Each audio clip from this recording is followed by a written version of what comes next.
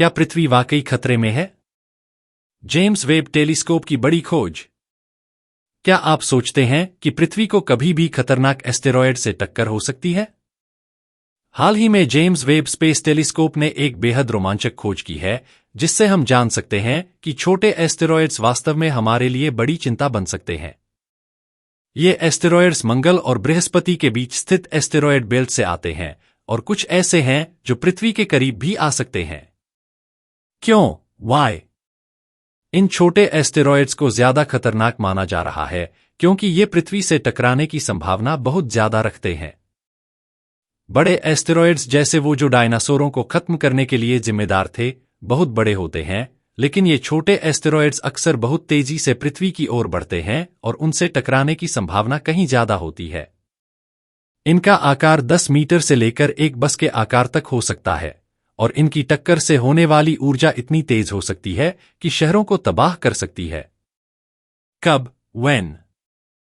यह खोज James Webb telescope द्वारा की गई है, जो अब तक के सबसे शक्तिशाली अंतरिक्ष टेलीस्कोप्स में से एक है। इसने एस्टेरॉयड बेल्ट में छोटे एस्टेरॉयड्स का पता लगाया है, और यह डेटा पिछले कुछ महीनों से एकत्रित किया जा रहा है।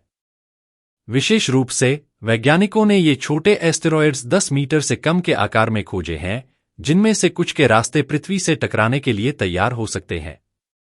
पिछले 10 सालों में रूस के चेल्याबिंस्क में एक छोटे एस्टेरॉयड के धमाके से यह साफ हो गया था कि इन छोटे एस्टेरॉयड्स का खतरा बढ़ सकता है। प्रभाव, इफेक्ट्स। इन छोटे एस्टेरॉयड्स का पृथ्वी पर प्रभाव बेहद खतरनाक हो सकता है। चेल्याबिंस्क के धमाके के दौरान एक छोटे से एस्टेरॉयड ने 30 गुना ज्यादा ऊर्जा छोड़ी थी, जिससे कई घरों को नुकसान हुआ था।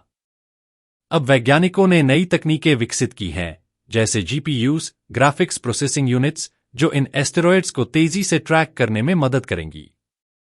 जेम्स वेब टेलीस्कोप द्वारा इकट्ठे किए गए डेटा से हमें इन खतरों की पहचान करने में मदद मिलेगी।